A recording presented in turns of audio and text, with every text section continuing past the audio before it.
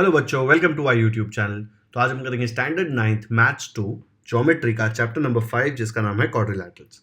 इसके 5 practice set है 5.1 से लेके 5.5।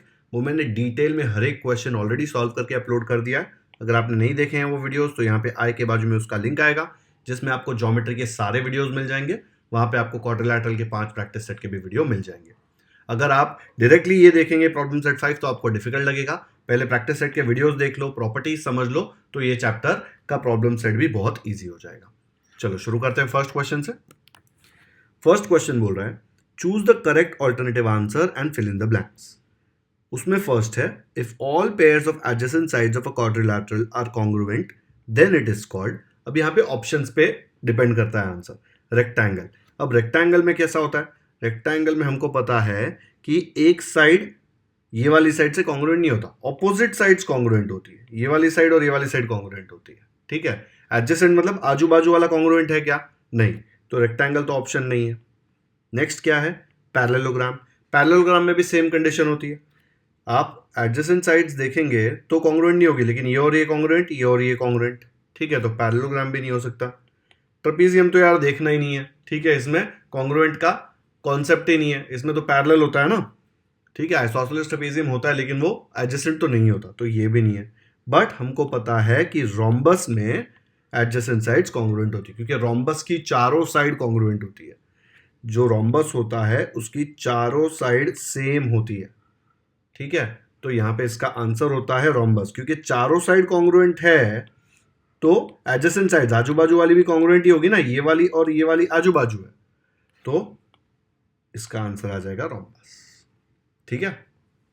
सेकेंड क्वेश्चन है if the diagonal of a square is 12√2 centimetres then the perimeter of square is. अब देखो डायगोनल दिया हुआ है, उससे आपको पहले साइड निकालना पड़ेगा। क्यों? बिकॉज पेरीमीटर का फॉर्मूला क्या होता है स्क्वायर का? स्क्वायर की 4 साइड्स होती हैं, ठीक है, 1 2 3 4, चारों इक्वल होती है। ये नहीं दिया आपको, लेकिन पेरीमीटर तो this plus this plus this plus this मतलब 4 इंटू साइड आएगा ना। बट आपको साइड नहीं दिया है, आपको डायगोनल दिया है, ये वाला, उसका लेंथ दिया है 12√2। तो ये यूज करके आप साइड निकालेंगे, फिर एक बार साइड निकल गया तो आप पेरीमीटर निकालेंगे, ठीक है। तो पहले एक स्क्वायर फिगर बना देते हैं यहाँ पे, ओके। फिर मैंने क्या किया, ये 12√2 दिया हुआ है, इसको नाम दे दिया ABCD और यहाँ पे ये x और ये x ले लिया। अब ये तो 90 डिग्री है, क्यों बताओ? बिकॉज ये स्क्वायर है, अगर ये स्क्वायर है तो ये 90 होना ही होना है। अब इसमें पाइथागोरस अंकल का थ्योरम लगा दो तो क्या आ जाएगा? This square plus this square will be equal to 12√2 square. देख लो एक बार, तो मैं ऐसे लिख सकता हूँ 12√2 square is equal to x square plus x square. दिख रहा है? पाइथागोरस लग गया इसमें, यह हाइपोटेन्यूज है ना। अब इसका स्क्वायर निकालने के पहले यहाँ पे राइट में देखो क्या आ रहा है, x square plus x square मतलब 1x square plus 1x square which is 2x square. देखो यहाँ पे 2x स्क्वायर मिल रहा है तो ये 2 काम आने वाला है। कैलकुलेशन कम करना है तो क्या करेंगे, ये स्क्वायर को अंदर भेजो तो वो 12 को भी मिलेगा और √2 को भी मिलेगा, ठीक है। 12 स्क्वायर को 12 स्क्वायर रहने दो, √2 स्क्वायर क्या बन जाएगा 2, ठीक है। ये ऐसे होता है ना, स्क्वायर और छतरी कैंसिल, और यहाँ पे हमारे पास है 2x स्क्वायर। ये 2 यहाँ पे मल्टीप्लाई हो रहा है, इधर जाके डिवाइड हो जाएगा तो क्या मिलेगा 12 स्क्वायर इंटू 2 अपॉन ये वाला 2 यहाँ पे नीचे आ गया, ठीक है। वहाँ क्या बचेगा? वहाँ बचेगा सिर्फ x स्क्वायर, ये 2 कैंसिल, क्या आ गया 12 square equal to x square. तो x का वैल्यू क्या होगा? देखो यहाँ पे स्क्वायर के जगह पे स्क्वायर, x के जगह पे 12, तो हम लोग बोल देंगे therefore x is equal to 12। और जैसे ही x आ गया, x क्या है अपना? x is nothing but side, तो पेरीमीटर क्या होगा? पेरीमीटर होगा this plus this plus this plus this, मतलब 12 प्लस 12 प्लस 12 प्लस 12, या आप बोल सकते हो 12 इंटू 4। 12 इंटू 4 क्या हो जाएगा? 48, तो पेरीमीटर आ जाएगा 48 सेंटीमीटर्स, ओके। तो हम लोग बोलेंगे perimeter is equal to 4 into side which is 4 into 12 which is 48 centimetres. ये रहा वो ऑप्शन, ओके। इजी है ना? इसको लिखेंगे कैसे? अगर पूरा मेथड वाइज लिखने बोला तो, पूरा स्टेप वाइज लिखने बोला तो ऐसे लिख देंगे। यहाँ पे आपको रीजन लिखना पड़ेगा कि पाइथागोरस थ्योरम लगाया। ये जो मैंने यहाँ पे किया है कैलकुलेशन कम करने के लिए, आपको चाहिए तो 12 स्क्वायर को 144 कर दो, तो यहाँ पे 144 आएगा, फिर उसका स्क्वायर रूट निकाल देना साइड में, 12 ही आने वाला है, ठीक है, तो वैसे भी कर सकते हो। आंसर 48 ही आएगा यहाँ पे, x12 आएगा, वो पूछा नहीं है, आपको पूछा है ये 48, तो यहाँ पे 48 लिख देने का। ठीक है, option C is the answer. Next करते हैं। थर्ड दिया है, if opposite angles of a rhombus are 2x degree and 3x minus 40 degree, then value of x is. अभी अगर इसका वैल्यू निकालना है तो आपको रोम्बस का प्रॉपर्टी पता होना चाहिए। रोम्बस में ऑपोजिट एंगल्स आर कॉन्ग्रुएंट, तो अगर ये ऑपोजिट एंगल्स हैं तो ये दोनों एक दूसरे को कॉन्ग्रुएंट रहेंगे। बस फिर इक्वेशन को यहाँ वहाँ रीअरेंज करेंगे तो आंसर आ जाएगा। चलो वीडियो पॉज करो और 2x equal to 3x minus 40 को सॉल्व करो तो आपको x का वैल्यू मिल जाएगा। ऐसे आया होगा। पहले आप लिख देंगे we know that opposite angles of a rhombus are equal, 2x is equal to 3x minus 40, दोनों ऑपोजिट थे तो दोनों इक्वल हो जाएंगे। ये 2x को उधर भेज दो, यहाँ पे प्लस था तो उधर जाके माइनस, ये माइनस 40 को इधर भेज दो तो यहाँ पे आके plus 40। 3x minus 2x is 1x, 1x मतलब x, तो x की वैल्यू क्या आ गई 40, तो ये रहा x अपना 40। बस ये प्रॉपर्टी पता होती है आपको, opposite angles of rhombus are equal, तो ये क्वेश्चन आपको आराम से आ जाता। डन, आया खुद से। चलो आगे बढ़ते हैं। सेकेंड क्वेश्चन दिया है, एडजेसेंट साइड्स, एडजेसेंट मतलब आजू बाजू वाला, of a rectangle are 7 centimetres and 24 centimetres, find the length of its diagonal. यार फिर पाइथागोरस अंकल का थ्योरम आता है कि नहीं चेक कर रहे हैं। हमको पता है कि रेक्टेंगल के सारे एंगल 90 डिग्री होते हैं, दो साइड्स दिए हैं और आपको डायगोनल का लेंथ पूछा है। एकदम टाइम पास क्वेश्चन है ये तो। देखो कैसे आएगा ये, यहाँ पे इसका फिगर बना लिया। अगर ये रेक्टेंगल है ABCD तो ये बड़ा वाला साइड 24 सेंटीमीटर ले लिया, छोटा वाला साइड 7, कोई भी ले सकते हो, कोई फर्क नहीं पड़ता। हमको पता है कि ये वाला एंगल 90 डिग्री है, तो सामने क्या आएगा हाइपोटेन्यूज, तो हम लोग फिर से पाइथागोरस का थ्योरम लगाएंगे। ये AC square will be equal to AB square plus BC square. ठीक है, बस फिर उसको सॉल्व करेंगे तो हम लोगों को AC का वैल्यू मिल जाएगा। थोड़ा फास्ट करेंगे प्रॉब्लम सेट, क्योंकि 5 प्रैक्टिस सेट में मैंने आपको सारे क्वेश्चंस बहुत डिटेल में कराए थे। अब सिर्फ वही टाइप के क्वेश्चन सब रिपीट हो रहे हैं। ठीक है, और पाइथागोरस लगाना अब तो आता होगा आपको। ये 90 डिग्री, ये hypotenuse, hypotenuse square is equal to 24 square plus 7 square. क्या आएगा सोल्यूशन? फटाफट से वीडियो पॉज करो और सॉल्व करके मुझे बताओ क्या आता है आंसर AC का। कमेंट्स में बताना आंसर। देखो लिखना तो ऐसे पड़ेगा, आप गिवन लिखेंगे, गिवन में आप बोलेंगे रेक्टेंगल ABCD, नाम दे देते हैं बिकॉज क्वेश्चन में देखो नाम नहीं दिया था। उसमें AB को 24 लिया, BC को 7 लिया। सॉल्व करना बहुत ईजी है, लेकिन ये सब लिखना ना, इसमें थोड़ा प्रॉब्लम होता है बच्चों को। लेकिन आप वही लिखते हैं जो चीज़ आप फिगर बनाते हैं। ठीक है, मैंने ABCD नाम दिया इसलिए मैंने ABCD लिखा। आप PQRS देते तो PQRS लिखते। मैंने AB को 24 लिखा, आप अगर BC को लिखते हो तो यहाँ पे BC 24 होता और AB 7 होता।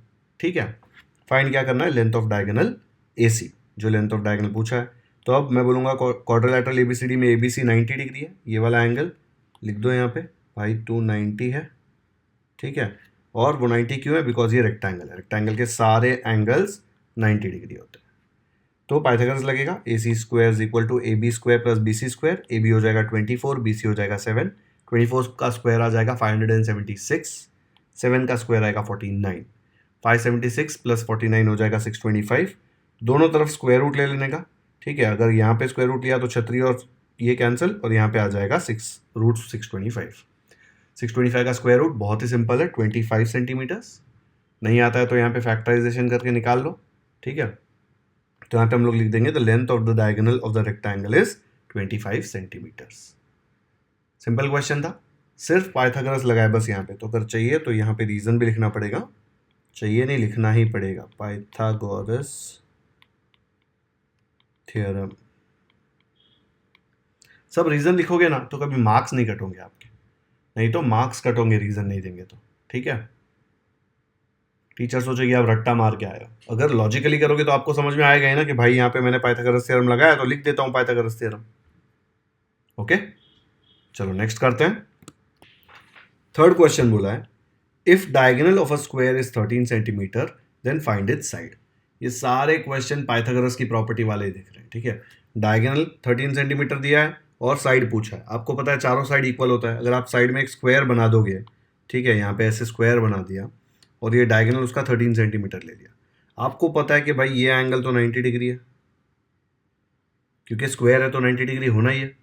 आपको चाहिए तो आप इसको x ले लो और इसको भी x ले सकते हो ना। तो क्या आएगा, पाइथागोरस लगाओगे तो 13 square is equal to x square plus x square.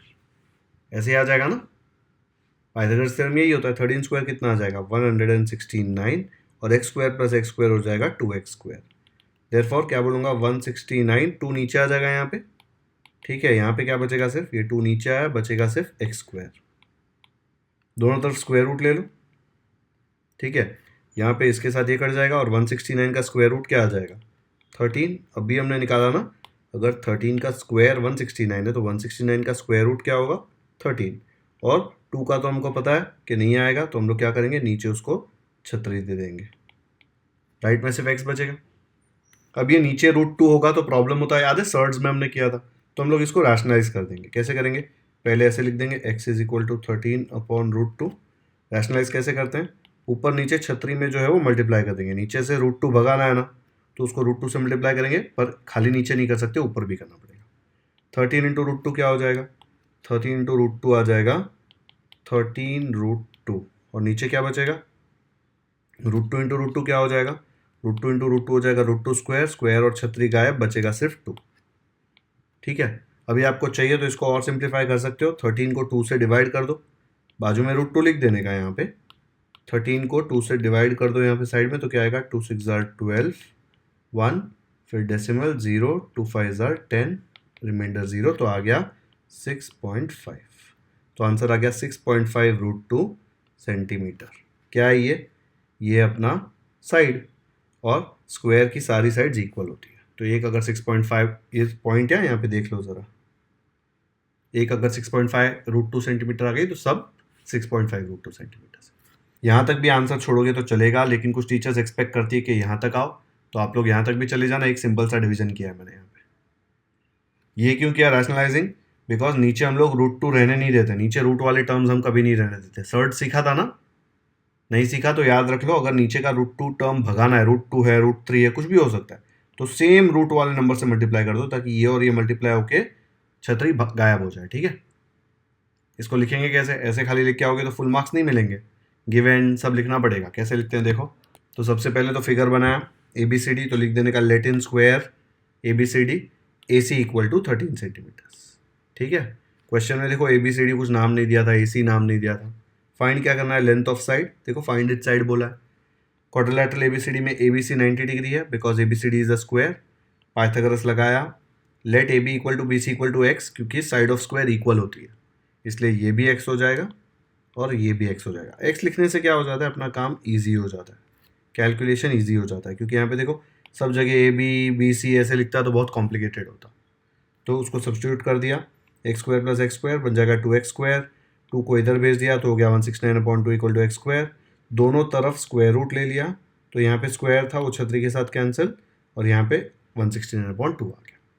169 का स्क्वायर रूट हमको पता है 13 है, अगर आपको चाहिए तो यहीं पे 13 कैलकुलेट ही मत करो, इसको 13 स्क्वायर ही रहने दो, ठीक है। तो यहाँ पे जब 13 स्क्वायर होगा, स्क्वायर के साथ छतरी ऊपर कैंसिल होगा, नीचे नहीं होगा, तो नीचे तो √2 आना ही है।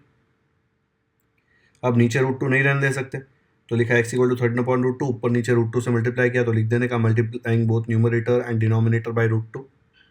ऊपर आ जाएगा 13 इंटू √2, नीचे आएगा √2 इंटू √2 विच इज 2। 13/2 मैंने आपको डिवाइड करके बता दिया, 6.5√2 आता है, ये √2 ऐसे ही आया, ये इसका वैल्यू है, तो बोल देंगे length of the side of the square is 6.5√2 centimetres. एक बार पूरा सोल्यूशन देख लो, बहुत सारी लाइन्स छोड़ी है मैंने, इसलिए लंबा लग रहा होगा, ये है बहुत सिंपल, ओके। तो अब तक हम सिर्फ पाइथागोरस थ्योरम ही लगा रहे हैं, बस सर्ड्स का 1-2 कॉन्सेप्ट लगा दिया। चलो नेक्स्ट करते हैं, कर लिया कॉपी नोटबुक में।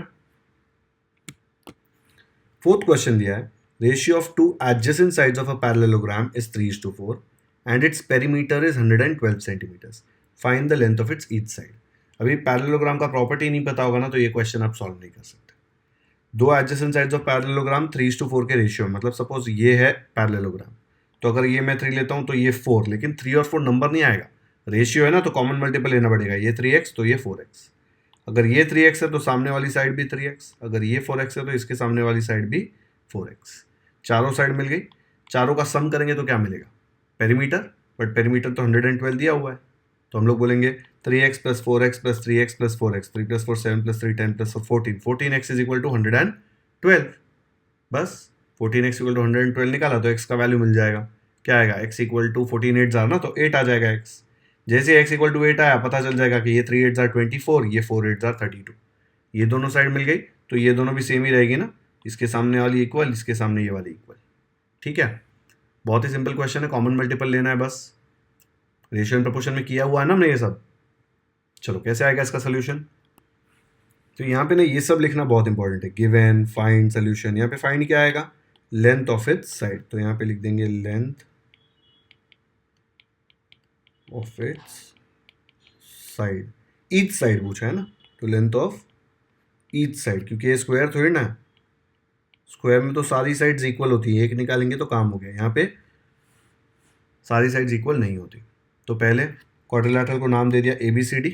ठीक है, ratio of measures of adjacent sides दिया है 3:4, तो हम लोग बोलेंगे let the common multiple be x, तो क्या आ जाएगा AD equal to 3x, AB equal to 4x। ठीक है, देखो AD इक्वल टू 3x और AB इक्वल टू 4x, इधर 3x इधर 4x भी ले सकते हो, कोई फर्क नहीं पड़ने वाला।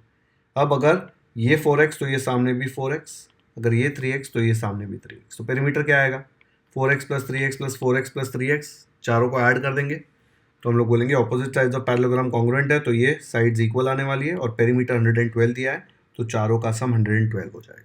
3 प्लस 4 7 प्लस 3 10 प्लस 4 14, तो आ जाएगा 14x। ये 14 को उधर भेज देंगे तो डिवाइड हो जाएगा। कट करेंगे इसको तो क्या मिलेगा आपको, कट करके मिलेगा 14 1 जार 14 8 जार, 8/1 क्या होता है 8, तो x इक्वल टू 8 आ गया। फिर साइड आएगा AD इक्वल टू BC क्या आएगा 3x, तो x के जगह पे मैं डाल दूंगा 8, 3 8 जार आ जाएगा 24। AB इक्वल टू DC क्या आएगा 4x, तो 4 इंटू 8 32 सेंटीमीटर।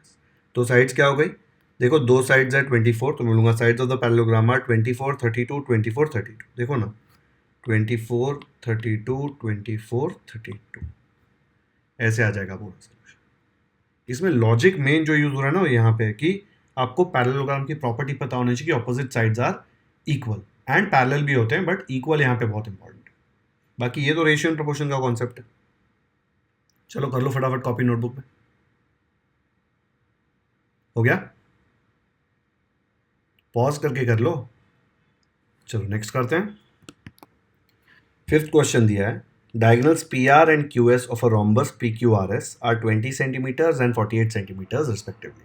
दो डायगोनल का लेंथ दिया है रोम्बस का, find the length of side PQ।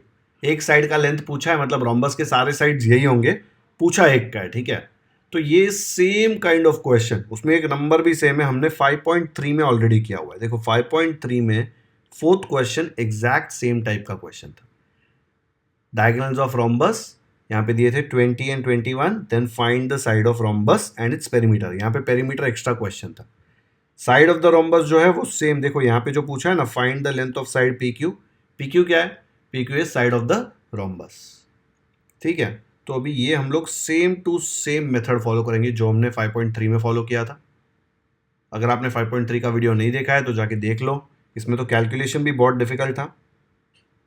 Problem set 5 वाला जो क्वेश्चन है उसमें कैलकुलेशन बहुत ज़्यादा सिंपल है। ठीक है, तो 5.3 का वीडियो देखा है तो एग्जैक्ट सेम स्टेप्स फॉलो करो, खाली नाम और वैल्यू चेंज हो जाएगा बस।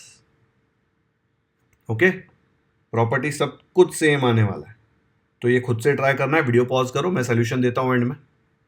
इसका कैलकुलेशन थोड़ा ट्रिकी था, प्रॉब्लम सेट 5 का कैलकुलेशन बहुत ज़्यादा सिंपल है। कर दो वीडियो पॉज, ट्राई करो फटाफट से। नहीं करोगे ना तो एग्जाम में भी प्रॉब्लम होने वाला है, खुद से तो ट्राई करना ही पड़ेगा।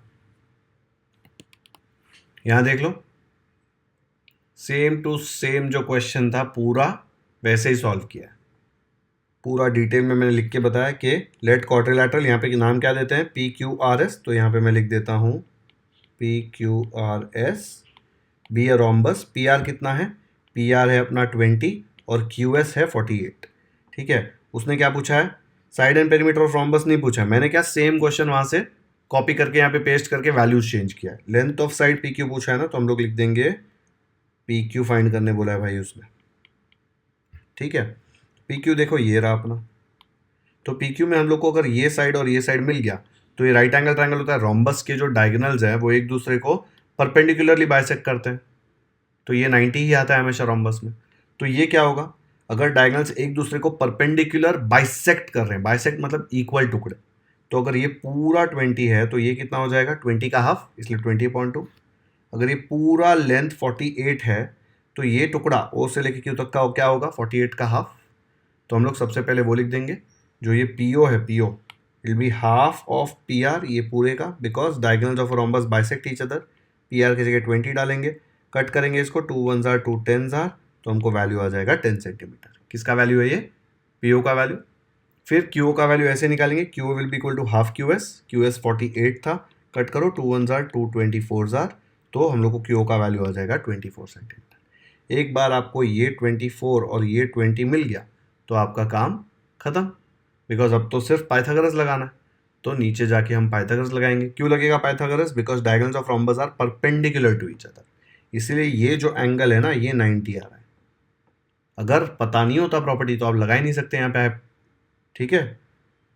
तो P O square plus Q O square, value substitute किया, 100 प्लस 576 आ गया 676, और 676 का स्क्वायर रूट लिया तो आता है 26। तो पी क्यू का वैल्यू क्या आ गया? 26 सेंटीमीटर। ये सब लिखना, taking square root on both side, ये सब लिखना बहुत इंपॉर्टेंट है। तो फिर से पहले हम लोग ने सिर्फ रोम्बस का प्रॉपर्टी यूज करके ये इक्वल इक्वल टुकड़े निकाल लिए, फिर पाइथागोरस अंकल का थ्योरम यूज किया, लेकिन उसके लिए पता होना चाहिए कि diagonals of rhombus are perpendicular to each other. Theorem use करके कैलकुलेट कर लिया value. Okay, exact same question था 5.3 में, देखो सेम स्टेप्स मैंने एग्जैक्टली यही यहाँ से कॉपी किया, इरेज कर करके वैल्यू चेंज कर दिया। आप नहीं कर सकते, आपको तो पूरा लिखना पड़ेगा। ओके, तो ये हो गया फिफ्थ का सोल्यूशन। किसको किसको खुद से आया था कमेंट्स में बताओ मुझे कि खुद से सॉल्व किया और आया। मुझे पढ़ के बहुत अच्छा लगता है, क्योंकि मुझे पता चलता है ना कि मैं मेहनत कर करके इतना बना रहा हूँ, सब नोट्स आपके लिए, एक एक क्वेश्चन लाइन वाइज सॉल्व करवा रहा हूँ, वो किसी के काम आ रहा है, और वो यूज़ करके कोई अपने आप से सॉल्व करके करेक्ट आंसर लाने में सक्सेसफुल रह रहा है। ठीक है, तो कमेंट्स में जाके सिर्फ बता दो कि I solve this question on my own. Done? नहीं आया खुद से तो कोई टेंशन नहीं है, कॉपी कर लो, अच्छे से समझ के कॉपी करो, फिर एक बार खुद से ट्राई कर लेना बिना सोल्यूशन देखे, तो प्रैक्टिस भी हो जाएगा। चलो नेक्स्ट करते हैं। सिक्स क्वेश्चन दिया है, diagonals of rectangle P Q R S, सब कुछ नाम वाम दिया है, कुछ खुद से नहीं लेना है। Are intersecting in point M, एक रेक्टेंगल है, उसके डायगोनल्स एम पे इंटरसेक्ट कर रहे हैं। If Q M R equal to 50 degree, एक एंगल दिया है 50 डिग्री, फिगर बना के देखते हैं कौन सा है। Then find the measure of angle M P S. चलो बना दो रेक्टेंगल जल्दी से, ऐसे आ जाएगा रेक्टेंगल। अब यहाँ पे देख लो, पी क्यू आर एस एक रेक्टेंगल ले लिया मैंने, इंटरसेक्ट डायगोनल्स कहाँ पे कर रहे हैं? एम पे कर रहे हैं। Q M R equal to 50 है, Q M R angle 50 degree है। Then find the measure of M P S, ये वाला पूछा है। ओके, अब रफ में सॉल्व करवा रहा हूँ, लिखेंगे कैसे वो बाद में बता दूंगा आपको। अगर ये 50 डिग्री है तो मुझे पता है कि भाई ये भी 50 डिग्री आएगा, वर्टिकली ऑपोजिट एंगल। ठीक है, अब हमको क्या करना है? हमको ये 50 डिग्री यूज करके ये वाला वैल्यू निकालना है। तो diagonals of a rectangle are congruent, ठीक है, and they bisect each other. तो मुझे पता है कि यहाँ पे इनके इक्वल टुकड़े हो रहे हैं। अगर इनके इक्वल टुकड़े हो रहे हैं तो ये जो एम एस है और एम पी है, ये दोनों एक दूसरे को इक्वल हो जाएंगे, बिकॉज इक्वल हो रहे हैं ना, बाइसेक्ट कर रहे हैं एक दूसरे को। बाइसेक्ट का मतलब क्या होता है? बाइसेक्ट मतलब दो इक्वल टुकड़े, बाय मतलब टू, सेक्ट मतलब टुकड़े, सेक्शंस। ठीक है, तो क्या आ जाएगा इसमें आगे? जैसे ये दोनों इक्वल हो गए ना, ये वाला और ये वाला, सिर्फ ये वाला पार्ट देखो, एम एस पी या एम पी एस, जो भी ये ट्राइंगल का नाम है, सिर्फ इसको देखो, बाकी सब कुछ इग्नोर कर दो। तो ये ट्राइंगल में ये वाली साइड और ये वाली साइड इक्वल है, मतलब ये कौन से टाइप का ट्राइंगल हुआ? आइसोसेलेस। तो अगर ये दो साइड इक्वल है तो दोनों साइड के सामने वाले एंगल, बेस एंगल जिसको बोलते हैं, वो भी इक्वल आएंगे। तो मैं बोल सकता हूँ कि भाई ये जो एंगल है यहाँ पे, ये वाला एंगल और ये वाला एंगल, यही है ना बेस, देखो इसके सामने और इसके सामने। आइसोसेलेस में ऐसे ही होता है। तो आइसोसेलेस ट्रायंगल थ्योरम से बोल सकता हूँ कि ये और ये इक्वल है। अपन इसका वैल्यू ले लेते हैं x। अब कुछ मत देखो, सिर्फ ये ट्रायंगल देखो, ये ट्रायंगल में तीनों एंगल का सम कितना होना चाहिए? 180 डिग्री। जैसे ही आप 180 डिग्री लिखोगे, 50 plus X equal to 180 degree, फिर x के लिए सॉल्व करोगे तो x का वैल्यू मिल जाएगा। और x क्या है? देखो MPS, ये है ना x, तो MPS का वैल्यू मिल गया। बड़ा ही सिंपल क्वेश्चन है, लेकिन रेक्टेंगल की प्रॉपर्टीज पता होनी चाहिए कि भाई diagonals of a rectangle bisect each other, वो एक दूसरे के इक्वल टुकड़े बना दो, मतलब ये और ये इक्वल, ये और ये इक्वल, बट डायगोनल्स भी इक्वल होते हैं, तो उनके जो इक्वल टुकड़े हैं वो भी इक्वल होंगे ना, तो ये टुकड़ा और ये टुकड़ा भी इक्वल हो जाएगा। ओके, आया समझ में? चलो लिखेंगे कैसे, देखो एक बार पूरी कहानी लिखनी पड़ेगी इसमें कि diagonals of a rectangle P Q R S meet at M, ठीक है, Q M R equal to 50 degree, आपको फाइंड करना है एंगल एम पी एस। तो हम लोग पहले लिख देंगे quadrilateral P Q R S is a rectangle, question में दिया हुआ है, चाहिए तो यहाँ पे डॉट डॉट डॉट करके लिख दो गिवन, ओके। फिर P M is equal to half P R, देखो ये जो पी एम है ये पी आर का आधा होने वाला है बिकॉज यहाँ पे बाइसेक्ट हो रहा है, तो यहाँ पे रीजन लिख दिया diagonals of rectangle bisect each other. Similarly P M ले लिया, अब एम एस भी ले लेते हैं। एम एस क्या होएगा, M S will be half ये क्यू एस, ये एम एस ये टोटल बड़े डायगोनल क्यू एस का टुकड़ा है तो उसका वैल्यू होगा half Q S, but P R और क्यू एस तो इक्वल है, पी आर और क्यू एस तो डायगोनल्स रेक्टेंगल के जो इक्वल होते हैं, है ना, कॉन्ग्रुएंट होते हैं। तो अगर पी आर और क्यू एस इक्वल है तो उनका हाफ हाफ भी इक्वल होगा, तो अगर ये इक्वल है तो पी एम और एम एस भी इक्वल हो जाएंगे, तो यहाँ पे हम लिख देंगे P M equal to M S, okay. तो इसको नंबर दे दिया मैंने ऐसे ही 1 2 3 4, यहाँ पे कैसे आया P M equal to M S, ये और ये यूज़ किया इसलिए फ्रॉम 1 2 3 आया, ठीक है। अगर ये दोनों इक्वल है, हाफ हाफ तो इक्वल है ही, तो इधर जो है वो भी एक दूसरे को इक्वल होने चाहिए, तो P M equal to P M S. अब ट्राइंगल पी एम एस ये रहा, देखो ट्राइंगल पी एम एस, इसमें P M equal to M S आ गया है, ठीक है। अगर वो दोनों इक्वल है तो हम लोग क्या करेंगे, तो नीचे के जो एंगल है एम पी एस और एम एस पी वो इक्वल हो जाएंगे, उसको अपन एक्स ले लेते हैं। इक्वल क्यों होंगे, आइसोसेलेस ट्राइंगल थ्योरम बताया था ना मैंने, अगर ये साइड और ये साइड इक्वल है तो ये आइसोसेलेस ट्राइंगल थ्योरम, ठीक है। आइसोसेलेस ट्राइंगल थ्योरम क्या बोलता है कि साइड के ऑपोजिट जो एंगल होता है इधर जो बेस एंगल, आप आइसोसेलेस ट्राइंगल हमेशा ऐसा देखते हो, उसमें ये इक्वल तो ये वाला एंगल और ये वाला एंगल इक्वल आता है, बट देखो ना साइड कॉन्ग्रुएंट है उसके सामने वाला एंगल ही आता है दोनों, तो गलती से यहाँ पे क्या सोचेंगे आप कि भाई अगर ये आइसोसेलेस ट्राइंगल है तो ये और ये इक्वल ले लेते हैं, ऐसे नहीं होगा, ये और ये इक्वल नहीं हो सकते।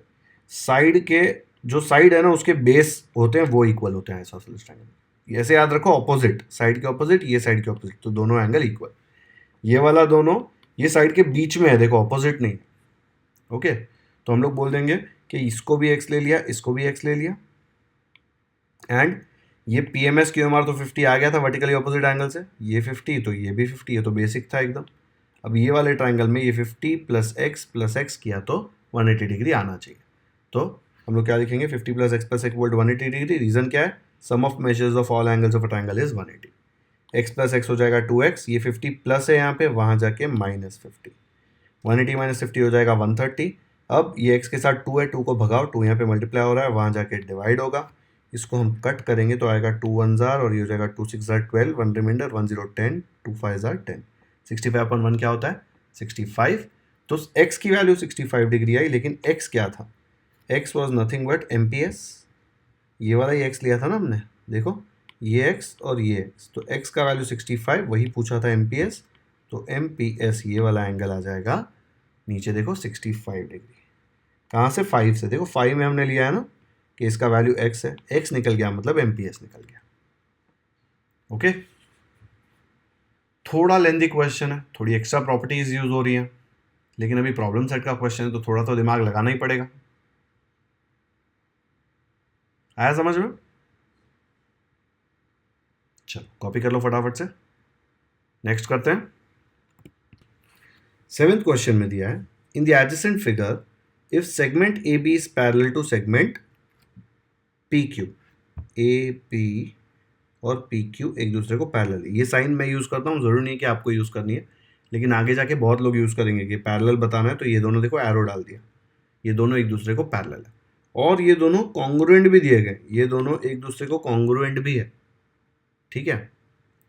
ए सी पैरेलल पी आर, ए सी देखो ये रहा और पी आर ये रहा, ये भी एक दूसरे को पैरेलल है और कॉन्ग्रुएंट है, ए सी और पी आर कॉन्ग्रुएंट भी है।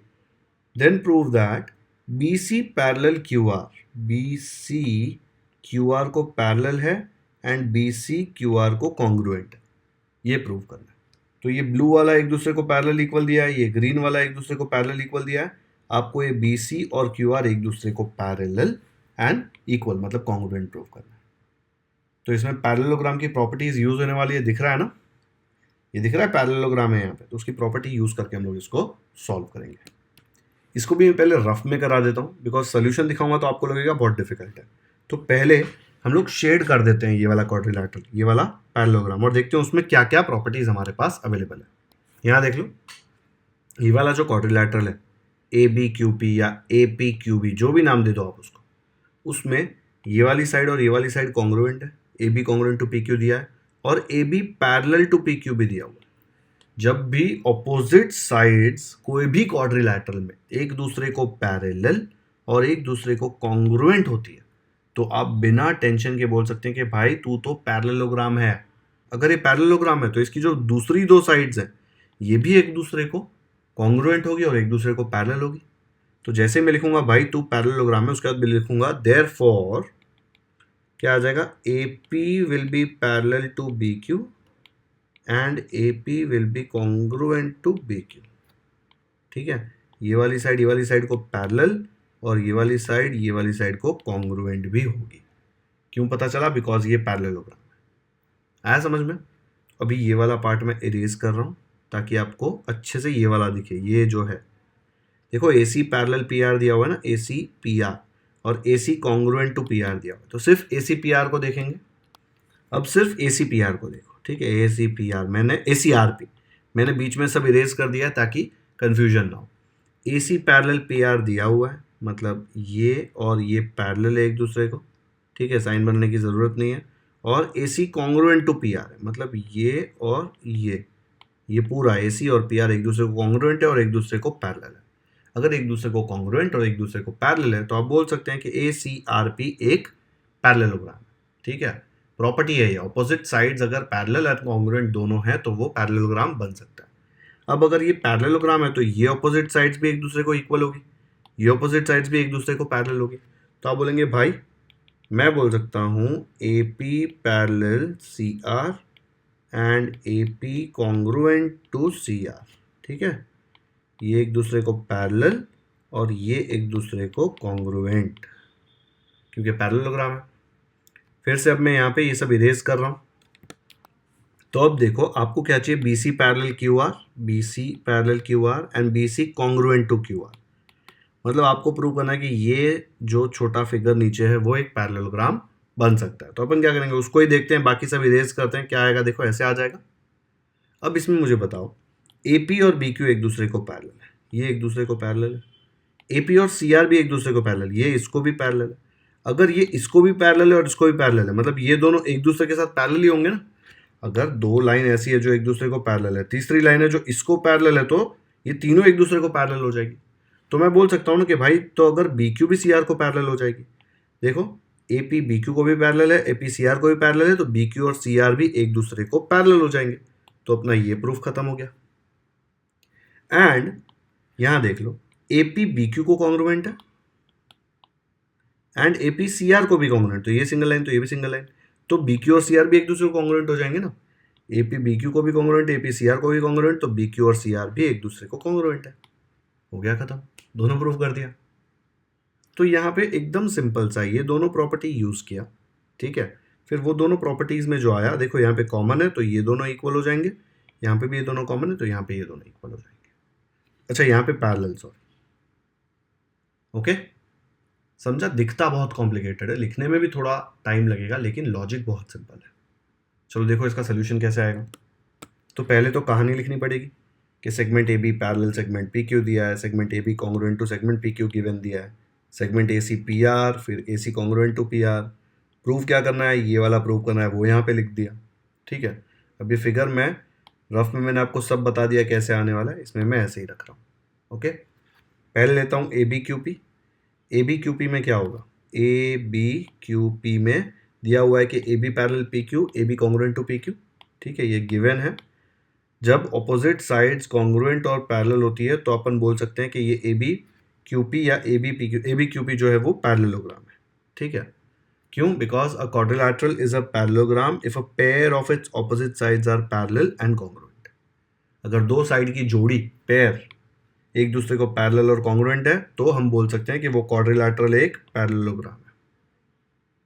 अब जैसे ही वो पैरेललोग्राम बना तो देखो ये दिया था ना कि ये पैरेलल और ये कॉन्ग्रुएंट, दूसरी जो साइड्स है ए पी और बी क्यू वो भी एक दूसरे को पैरेलल होगी और कॉन्ग्रुएंट होगी। तो यहाँ पे अपन लिख देते हैं therefore AP parallel BQ and segment AP congruent to segment BQ, because ये एक पैरेललोग्राम बन गया। यहाँ से हमने देयरफॉर करके लिख दिया, इसको नंबर दे दिया।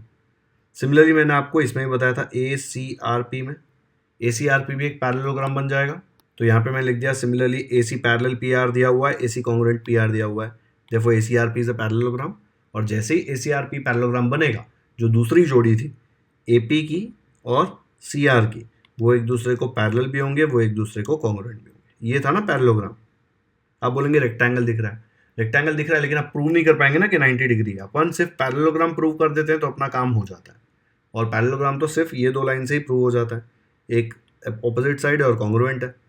तो अगर ऑपोजिट साइड पैरेलल है और कॉन्ग्रुएंट है तो पूरा फिगर पैरेललोग्राम है। तो ये वाला साइड भी इसको पैरेलल होगा, ये वाला साइड भी इसको कॉन्ग्रुएंट होगा। तो हम लोग लिख देंगे AP parallel CR and AP congruent to CR। ठीक है, तो यहाँ पे लिख दिया AP parallel CR and AP congruent to CR। बस अब ये 1 2 3 4 को यूज़ करेंगे। देखो AP BQ को पैरेलल और AP CR को पैरेलल। ओके, अगर AP BQ को पैरेलल और CR को पैरेलल तो अपन बोल सकते हैं BQ और CR एक दूसरे को पैरेलल फ्रॉम 1 and 3। फिर AP BQ को भी कॉन्ग्रुएंट, AP CR को भी कॉन्ग्रुएंट, तो BQ और CR भी एक दूसरे को कॉन्ग्रुएंट हो जाएंगे फ्रॉम 2 and 4। अब देखो ऑपोजिट साइड्स एक दूसरे को पैरेलल है और कॉन्ग्रुएंट भी है, तो अपन बोल सकते हैं BCRQ एक पैरेललोग्राम है। जैसे ही BCRQ एक पैरेललोग्राम बनेगा, क्यों बनेगा? Because opposite side parallel and congruent है, तो रीजन लिखना पड़ेगा। जैसे ही BQ या BCRQ एक पैरेललोग्राम बनेगा, ठीक है, उसके जो साइड्स हैं वो एक दूसरे को पैरेलल हो जाएंगे एंड कॉन्ग्रुएंट हो जाएंगे। तो BC और QR जो उसके साइड्स हैं दूसरे वाले, वो एक दूसरे को पैरेलल और दूसरे को कॉन्ग्रुएंट। यही प्रूव करने बोला था, इसलिए हेंस प्रूव्ड, फुल स्टॉप। आया समझ में? मैंने रफ में एक्सप्लेन किया तब लगा था ना आपको कि बहुत ईजी है, लेकिन आप देखेंगे ना तो ये सेम चीज़ यहाँ पे लिखी हुई है, दोनों जगह सेम टू सेम मसाला भर दिया है मैंने, बीच में खाली वैल्यूज चेंज करी है, रीज़न भी चेंज नहीं हो रहे कहीं। आप देखेंगे तो ये सेम रीज़न इधर भी, इधर तो मैंने सिमिलरली लिख दिया इसलिए रीज़न नहीं लिखा, यहाँ पे देखो इधर भी सेम रीज़न है। बस ये रीज़न यूज़ करके इसको आपको सॉल्व करना है। थोड़ी भीड़ हो गई है क्योंकि मुझे एक ही पेज पे ख़त्म करना था, नहीं तो फिर आगे पीछे करने में आपको समझ में नहीं आता है। क्लियर है कॉन्सेप्ट? पॉइंट वाले एक्सरसाइज प्रैक्टिस सेट नहीं देखे हैं तो डिफिकल्ट लगेगा, इसलिए नहीं देखें तो अभी भी जाके देख लो प्रैक्टिस सेट, ये भी आपको ईजी लगेगा क्योंकि प्रैक्टिस सेट में ईजी क्वेश्चन सॉल्व करा के आपके कॉन्सेप्ट्स उन्होंने एकदम स्ट्रॉन्ग कर देंगे वो लोग। ठीक है, चलो 7th भी डन हो गया।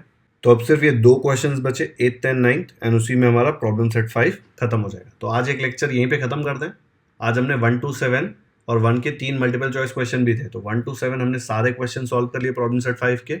सिर्फ 2 क्वेश्चन बचे जो मैं आपको लेक्चर 2 में करा दूंगा। ओके, लेक्चर 2 कैसे होगा पता है क्या? ये वीडियो खत्म होगा ना तो एक आध दिन बाद ऐसे यहाँ पे आप देखेंगे तो बॉक्स आ जाएगा, ये बॉक्स में आपको इसका नेक्स्ट लेक्चर मिल जाएगा, ये वाले बॉक्स में आपको ज्योमेट्री का प्लेलिस्ट मिल जाएगा, और ये वाला जो गोल है बीच में वीडियो में वो सब्सक्राइब का बटन है, उस पर क्लिक कर दो तो आप चैनल को सब्सक्राइब कर दो।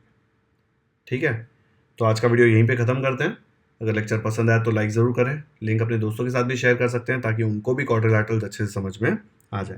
अगर आपने हमारे चैनल को अब तक सब्सक्राइब नहीं किया है तो सब्सक्राइब करना ना भूलें, क्योंकि हम ऐसे ही सारे प्रैक्टिस सेट के डिटेल सोल्यूशंस अपलोड करते रहेंगे। इनफैक्ट अलजेब्रा और ज्योमेट्री के ऑलमोस्ट सारे चैप्टर्स और प्रैक्टिस सेट हमने ऑलरेडी अपलोड कर दिए हैं। अभी हम डाउट लेक्चर्स अपलोड कर रहे हैं, जो जो क्वेश्चंस लोगों को डिफिकल्ट लगते हैं उसके एक अलग लेक्चर्स बना के हम लोग अपलोड करते रहेंगे। सब्सक्राइब कर दिया है तो थैंक यू, नहीं किया है चैनल को सब्सक्राइब तो कर लो। इतने डिटेल में कोई भी आपको प्रैक्टिस सेट और प्रॉब्लम सेट सॉल्व नहीं कराएगा। बेल आइकन पर भी क्लिक कर दो ताकि जैसे ही मैं इसका नेक्स्ट वीडियो अपलोड करूं आपको नोटिफिकेशन आए और आपको इंपॉर्टेंट लेक्चर मिस नहीं करें। नहीं तो क्या होगा कि आपको पता ही नहीं चलेगा नेक्स्ट लेक्चर कब आया। चलो कमेंट्स में मुझे बता देना कि वीडियो कैसा लगा। Thank you so much for watching this video.